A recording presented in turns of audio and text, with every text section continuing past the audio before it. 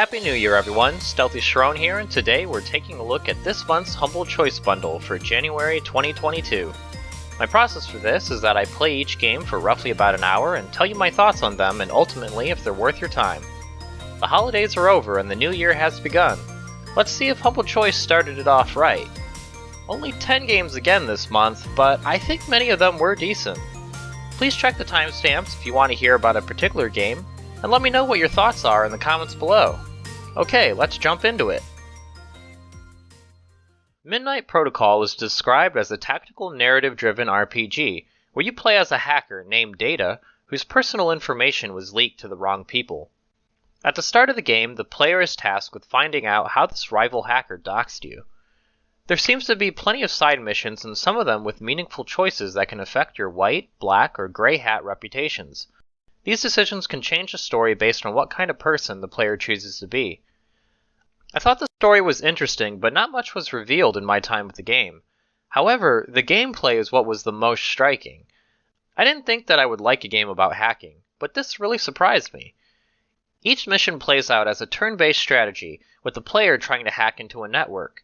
There are different nodes that all have different interactions, like siphoning money from a financial node, or downloading information from a data node.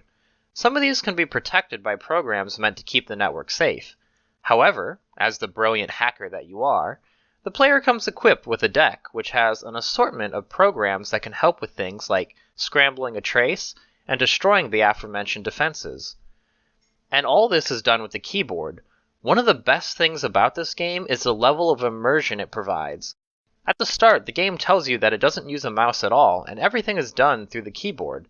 In missions, all of your actions are typed out with various commands that the game teaches you along the way. Now, I don't know a thing about hacking in real life, but this game certainly made me feel like I was a hacker, or at least a hacker that you see in movies. This game was a lot of fun, but I can see why it might not be for everyone. I definitely say to give it a try before writing it off completely. The next game is Retrowave, a runner-style game, but instead of a dude running through a level, you're driving a car down a never-ending highway. The game itself is simple enough. Keep driving and don't hit into anything that would end your run. You gain points by having near misses with other cars and driving into oncoming traffic. After each run, the money earned can be used to purchase cosmetics for your car, performance improvements, and of course other cars, of which there is a nice selection. And that's pretty much it. I think as far as runner games go, it's decent. I've never played too many besides Temple Run on my phone years ago, so I'm not really familiar with the genre. However, I'd say it's the presentation that Retrowave knocks out of the park here. The visual style is described as an idealized futuristic version of the 80s. I think the bright colors can be a bit much for my taste in some of the levels, but overall the game looks great.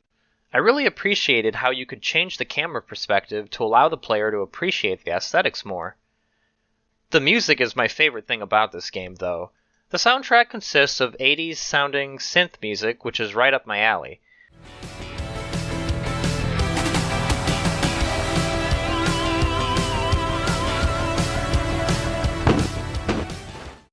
I love this game's soundtrack and plan to incorporate it into my playlist when working. There's even a peaceful difficulty mode where you can just drive off into the sunset and enjoy some great tunes if you want. I'd say give this one a go, but it will be really quick to decide whether or not it's something you'll want to play long term. I think this game would be fun in short bursts to relax to. Next up is Between the Stars, which is a space action RPG where you control a captain defending the galaxy. The gameplay controls with a more arcadey feel rather than something going for realism, which is what I usually prefer in space games because I find more realism to be a bit too complex. I didn't really have a problem with the controls, but I felt that there should be a better indication as to what's an enemy ship in large battles. In the prologue, it ends with a large-scale ship battle, but I felt like half the time I was shooting at my allies rather than the enemy ships since they both looked the same. Speaking of which, I wasn't a huge fan of the story. Nothing about it was bad, but nothing really stood out to me as good. Everything seemed rather generic for a sci-fi setting, and I wasn't particularly invested in the characters or the setting. I thought this was most apparent in the final scene with the prologue. It ends with a big betrayal and the captain sacrificing herself to stop the enemy's onslaught. I know that I'm supposed to feel some kind of way, but I really just don't care. I never was emotionally invested in the characters or the world for that to mean anything to me. Although, maybe these sentiments will fade over time as a player continues with the game. Customization seemed like something the devs wanted to have as a forefront feature. The player could build all sorts of different attachments for their ship, and acquire new ships to use for different combat encounters. The game also has a choose-your-own-adventure style to boarding encounters and dialogue. This was mildly interesting, but I wasn't a huge fan of the ground combat, since it only consisted of rolling dice and some mild strategy with items. I think this game could be fun for the right crowd, but there are probably better games out there that offer the same appeal. The following game is Farmer's Dynasty, which is more or less what it sounds like.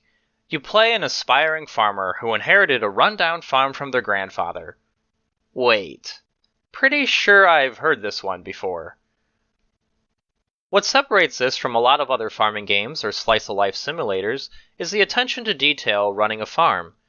There seems to be a lot of things involved in this game inspired from real-life farming, such as using tons of different agricultural machines, equipment, raising animals, and even keeping upkeep on your buildings to prevent wear and tear. There seems to be a lot to do, and to add to that, there is also the social aspect of Farmer's Dynasty.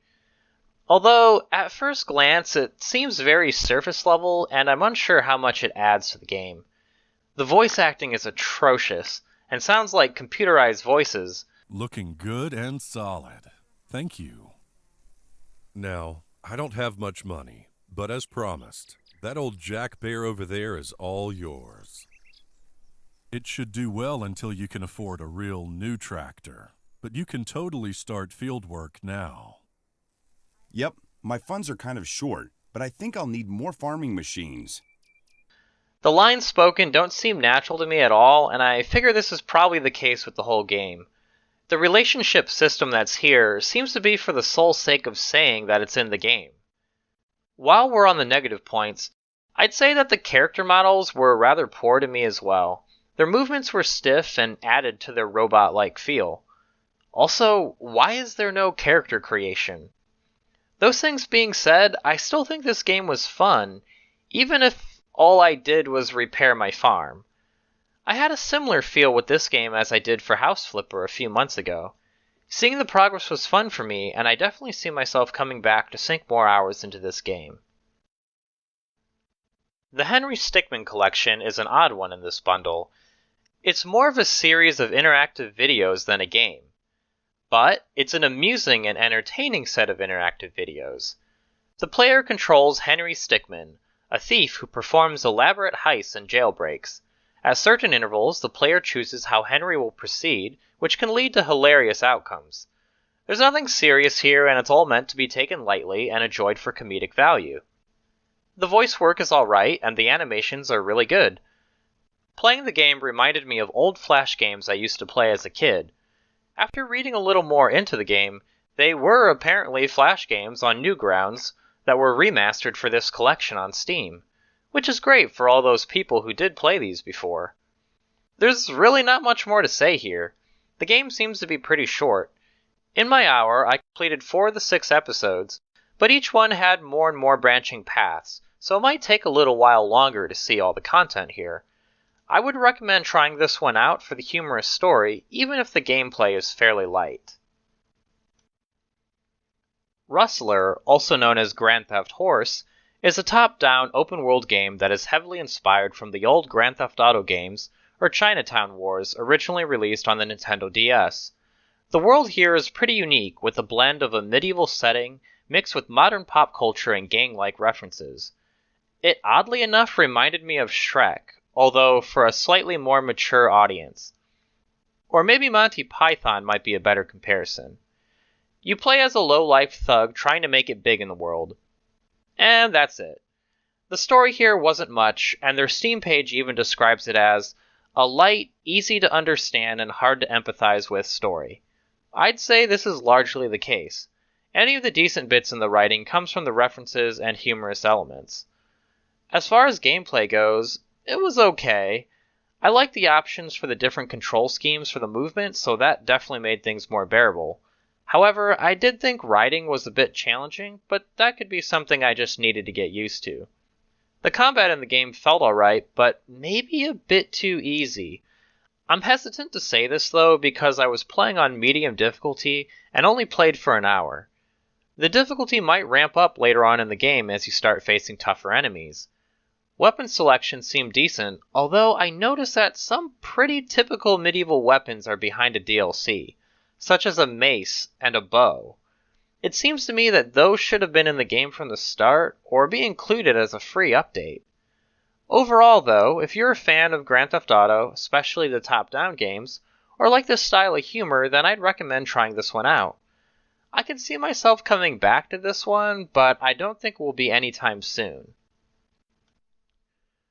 Next up is Rebel Cops, a tactical turn-based strategy where the player controls a group of ex-cops turned vigilantes. A crime boss has taken over the town of Ripton and has everyone in his pocket, including the local law enforcement. But a group of ex-cops and do-gooders have put their foot down and decided to take the law into their own hands. This game is a spin-off title of the This Is the Police series. The second game in the franchise was given in a previous bundle back in 2020, but I never got around to trying it out. I liked what I played here though. The missions play out as turn-based tactics where you control your squad of cops. Throughout the mission, the player has to make decisions as to whether or not they should be more stealthy or go loud, gunning down the criminals. While shooting first and asking questions later can be beneficial to dropping enemies quickly, it can also affect the public standing towards you, which affects what you can purchase in between missions. Not to mention, all that sound will attract everyone towards your cop's location. In the first real mission after the tutorial, I made this mistake. I equipped my team incorrectly and found my one guy's only option was to shoot in order to make any progress. This was definitely the wrong call. In a short while, the guards swarmed me and my entire band of justice seekers were killed. In my second try, I made better informed purchases and went for a more stealthy route. And I still lost, because I needed to move quickly in order to stop a train that was coming through with an important suspect. I like that, though. The game showed that you had to learn when to take risk and when you're being too cautious. I think there's a lot here to consider, and anyone into tactics-style games will probably enjoy this one. I will be coming back to this one myself, and actually will take a look at the other games in the franchise as well. Project Winter is a multiplayer game of social deduction and betrayal. A group of 8 players play as people in a frozen landscape struggling to survive. They must do what they can to craft tools, find food, and create the necessary materials needed in order to escape. However, 2 players are traitors that will try to slow progress and kill the survivors. The concept of this game is amazing to me. I like these kinds of games, on paper. I especially was a fan of this blend of survival gaming with the paranoia of something like Among Us. Throughout a match, there are special events that can change things up and disorient the players, making everything that much harder to determine. I think playing a normal match was kind of overwhelming for me, especially since I figured I'd be jumping into a player base that is vastly more experienced. There is a basic mode, which has a more simplistic rule set that might cater to people like me. Unfortunately, I had to be more picky with what servers to play on. I couldn't really play on any server close to where I live because none of them spoke English. So I chose USA East despite my high ping and found a lobby that eventually filled up. I think this probably won't be that big of an issue for most people, but I could be wrong. Steam charts say that the game peaks at about 1,500 players a day, so that's pretty decent. The match I played was fun though, and the people I played with seemed alright. I'm not a fan of playing with random strangers, but since I don't have 7 other people to play with, I really don't have much of a choice. Luckily, my first game gave me a good first impression of the community and a desire to return for another match. Iron Harvest is a real-time strategy in the same vein as Company of Heroes, but instead of tanks, the player gets to control huge dieselpunk mechs. This was a game that's been on my wishlist for a while now. I played the beta for it ages ago and thought it was decent, but had a few issues with the AI being a bit stupid at times. This time around, though, I got to play the campaign, which wasn't available at the time I tried it. And it's actually pretty good. It's been a long time since I played an RTS that had an interesting story. Iron Harvest is set in an alternative history in the 1920s. World War I just finished and was fought with giant mechs. Europe is devastated and trying to recover, but a new threat looms, and of course the fighting will break out again. There are 3 campaigns in the base game, and a couple more in DLC that all have stories from the various countries involved in this conflict. I also thought the voice acting was well done. The game offers the ability to hear the native languages, which is pretty cool.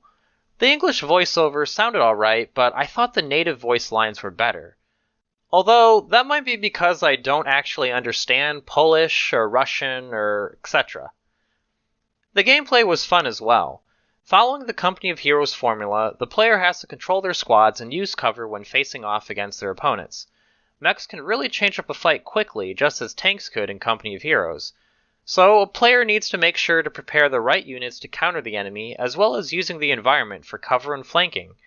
As I said earlier though, the AI can be really stupid sometimes, such as following an enemy unit deep behind the lines to get the kill, or sometimes jumping out of cover just to rush behind the cover that your soldiers are at. It didn't bother me too much, but I can see this being a sticking point for some. Basically, if you're into real-time strategies, then you'll probably like this. Also, fans of the board game Scythe should also try this since it's within the same universe. The final game, and the biggest headliner we've had in a while, is Mafia Definitive Edition. This is a complete remaster of the original game, which follows Tommy Angelo, a cabbie-turned-mafia hitman by pure chance. I never got very far in the original, only playing the first few missions, but it still left a lasting impression on me. I remember how cinematic the storytelling was in the game, and how much it felt like a Mafia movie. Up until that point, I had never really experienced a story in such a way, so I'm happy that the feeling is captured in the Definitive Edition as well. And it looks so good! The city and the surrounding countryside is beautifully done with such an attention to detail. I definitely want to come back to this just to drive around 1930s America again. While I didn't play through all of the original Mafia, I did play its sequel, and it saddens me that Mafia 2 didn't get the same treatment in its Definitive Edition. I like that there were different options for the gameplay this time around as well. Not just difficulty, but changing the way cops react to your driving, which I actually changed to simulation to mimic the original more. But I did keep the cars on automatic transmission instead of manual. That was something about the first game that always was a hassle for me for some reason. I just sucked at driving, so it's nice that the option is there now. I think the only criticism I have with the game so far is the inability to change the melee key to the left mouse button. Sure, you could remap the key, but then it takes away the binding for firing your gun. I didn't get that because you could only use the melee weapon or the gun. You never had access to both at the same time without weapon swapping, so I'm not really sure why they couldn't be mapped to the same button. It was really annoying having to use Q to try and hit someone with my bat. Not a big deal though, since you're probably going to be shooting things more often than not anyway. The game is one that I imagine most will want to grab from this bundle, and it's definitely worth checking out. If you're a fan of any type of open world city game, then give this one a try. Okay, so we reached the end of the video. So let's wrap this up and see if this bundle is worth it or not. I based my rating solely on whether I thought the game was worth playing on about an hour or so of hands-on gameplay. Overall, I think this month was a good month. First and foremost, AAA games are back on the menu it seems with Mafia Definitive Edition. I don't think this is a huge AAA title, but it's been the most high-profile game we've had since Civilization VI back in June. Also, I don't think there were any downright stinkers this month, but there are definitely some niche titles that won't be everyone's cup of tea. Not to mention a couple here that probably would just be one lazy Sunday afternoon and never touched again. Also, I think this drop down to 10 games again is a bit weird. Can we just stick with one or the other? If it's gonna be 10, then Humble should make that apparent to their customers so no one feels cheated. So starting with my highest recommendations that everyone should try would be the two easiest games being Mafia Definitive Edition and Iron Harvest. I know, it seems like a cop-out since they are the biggest titles in the bundle, but I think it just goes to show the level of quality in these games and the fact that they can appeal to a larger audience. Mafia is the remaster of a beloved classic that I'm sure many fans will love returning to, and I think for anyone new to the franchise, then this is a great place to start for what seems to be a well-crafted Mafia story. And speaking of stories, Iron Harvest delivers a good campaign that hasn't been something I've seen in an RTS in a while. Can't wait to go back to that and stomp some more things with my mechs. After that, my strong recommendations to try out would be Rebel Cops, Midnight Protocol, and Farmer's Dynasty. Rebel Cops is an expertly done tactical strategy game with plenty of things to have to consider when going through each mission. Midnight Protocol may not seem like much, and I can see why someone might be immediately turned off from the concept of the game, but the gameplay here is solid, another turn-based strategy for those who love the genre. Finally, I placed Farmer's Dynasty here because, despite its shortcomings, this game seems to have a lot to do that will offer players immense satisfaction seeing their farm all come together. Following that, I'd recommend these last few, but expect most would only be given a try rather than dedicating any real time to them. Those being Retrowave, the Henry Stickman Collection, Rustler, and Project Winter. Retrowave is beautifully done to the eyes and ears, but it's just a runner game. I don't think too many people will be putting away that much time into this game, especially since this genre has more popularity on mobile devices. The Henry Stickman Collection is a nice bit of choose-your-own-adventure video animation, but it's not much of a game. Rustler is a homage to early Grand Theft Auto games, but it's not a style I really like, nor is the humor. This is one to try for something a bit different from what's out there. Lastly, Project Winter seems like a fun game, but I think it'd be more fun if I actually had 7 other friends to play with. I was talking about this with Nardini, a fellow YouTube buddy of mine that also does game and Humble Choice reviews. He and I felt it seemed like the vast majority of people who are getting Humble Choice are probably playing single player. If there's a game that you want to play with a friend or significant other, then you'll need to ask them to get the game or current bundle. And when you're asking 7 other people to purchase it, yeah, that's a hard sell. If you even have that many other people to play with, that is. And finally, in my Don't Bother With section this month is Between the Stars. That's a little harsh as it's not really a bad game, but it felt bland and uninspired. I think a hardcore space game fan might find some appeal here, but then again, they probably already know better games like it on the market to bother with instead. And that wraps up my thoughts on this month's bundle. This was a strong start to the year for me, and I managed to scratch 2 off my wish list with Mafia and Iron Harvest. Do you agree with my thoughts? What games, if any, are you looking forward to playing? Let me know what your thoughts are, or if there are any different recommendations you'd make in the comments. I hope this video helped you in some small way, and if it did, then please consider leaving a like, comment, subscribe, or whatever it is you feel like doing. Thanks for watching, and have a nice day.